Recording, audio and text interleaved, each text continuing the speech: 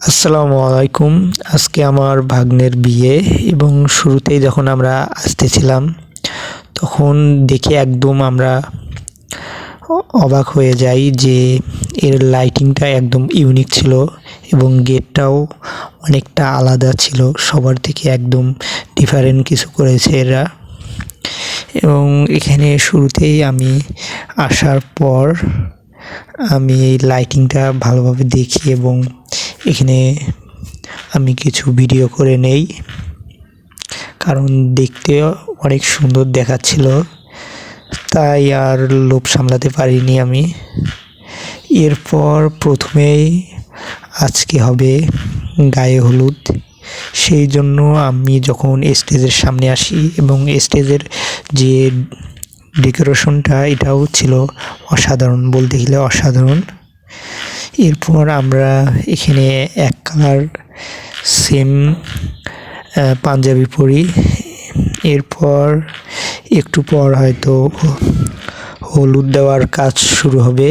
তার আগে আমি পাঞ্জাবি পরে এবং এই লাইটের সামনে এসে কিছু ভিডিও বানাচ্ছিলাম। এরপর আমরা আবারও চলে যাই স্টেজে এবং এখন একদমই শুরু হয়েছে, সবাই এসেছে এখানে, অনেক বাহিরের লোকও আসে এখানে দেখতে।